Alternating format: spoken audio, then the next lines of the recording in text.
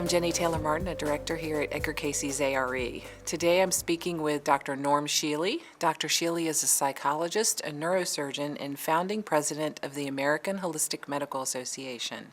We've just recently published his book, Energy Medicine. Hi, Dr. Shealy. It's nice to have you with us today. Thank you. Always great to be at A.R.E. You state that energy medicine is the future of health. For people not familiar with it, can you explain what energy medicine is? It's everything, actually. There isn't anything that isn't energy. You and I are just bits of energy. And of course, everything that anyone knows about medicine would be considered energy in itself. That is, drugs are a form of energy, surgery is a form of energy. But in the last 20 or 30 years, we have increasingly been aware of other uses of energy. Now, medicine itself uses energy to measure things like the electrocardiogram, the electroencephalogram, electromuscle, if you will, electromyogram. And we also use things like magnetic resonance imagery, and we treat sometimes with energy like a cardiac pacemaker. On the other hand, what we put in the category of energy medicine generally does not include standard allopathic medicine.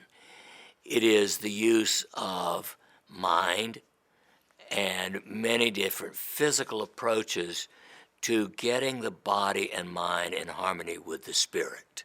How does the health information found in the Edgar Cayce readings fit in with energy medicine? Well, Cayce, of course, covered virtually everything we can imagine in the field of energy medicine, from nutrition, which is basic, of course, to everything, physical exercise, all kinds of detoxification approaches. As everyone must know by now, my most favorite is castor oil packs. But he also created 2 energy devices for balancing the electrical charge in the body. And he recommended gems. He talked about spiritual healing. He included manipulative therapy and massage and a wide variety of body approaches to healing.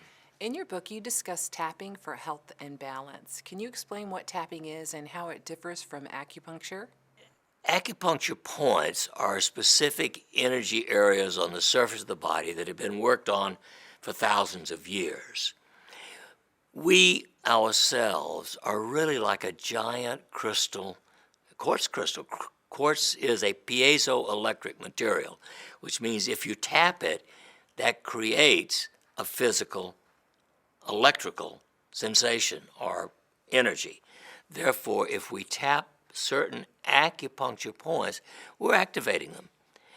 And it's been particularly used in psychology, in energy psychology, but I have demonstrated unequivocally that people can activate specific circuits in the body by tapping them. For instance, there's one I call the ring of air.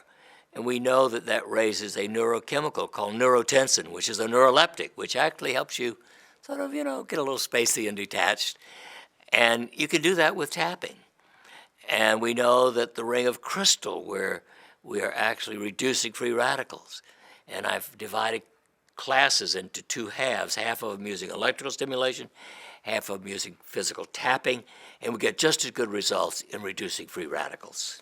Do you recommend the use of crystals with energy medicine? I am very interested in crystals. In 1988, I had a research grant to study the effect of crystals on healing. And so I determined that, we could get people out of depression, but keeping them out if they don't do something is the problem. So we took a group of 200 people, and at the end of our treatment, 85% of them are already a lot better. But if we don't do anything else, they're not going to stay better. So half of them got quartz crystal, and half of them got glass crystal. Glass has no piezoelectric effect. And I showed them how to imprint the crystal with an American Indian technique of imprinting your desire or intent into it. They go home. 3 months later, the people who got quartz, 70% are still out of depression. The people who got glass, 28% are out of depression. Highly statistically significant. So ever since then, I give everybody depression a quartz crystal and show them how to imprint it to keep themselves out of depression. Obviously, you could do other things with crystal too, and Cayce did extensive readings on the use of crystals. How do nutrition and exercise fit in with energy medicine? Well, nutrition is one of the keys, and again, Cayce was very big on good nutrition. Since Cayce's day, nutrition in this country has gone as far downhill as it can go. 80% of the food available for eating in this country is junk.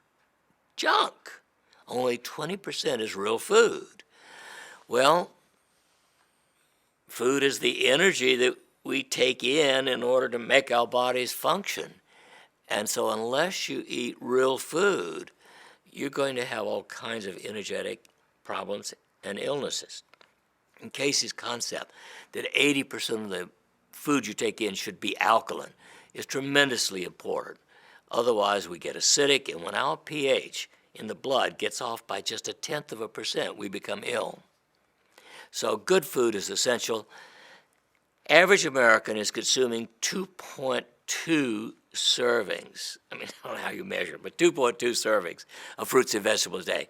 The minimum for decent health should be 5, and optimal should be 7 or 8. So nutrition is critically important. It gives us not only the protein and the other basic nutrients that we need, like fat and carbohydrates, but all the vitamins and minerals that come out of food. What do you hope your readers will gain from this material? I hope they'll be, well, motivated to become healthy.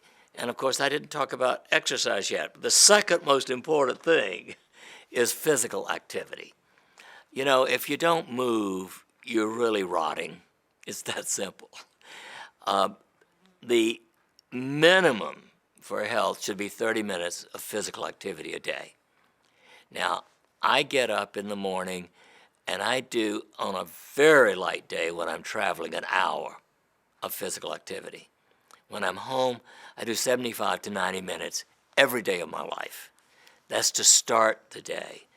In addition, when I'm sitting, I don't sit in a chair. I sit on an exercise ball at my desk. And even breathing, you know, you got to keep moving a little bit just to keep your balance on an exercise ball. So I consider physical exercise second only to nutrition in the foundations for health.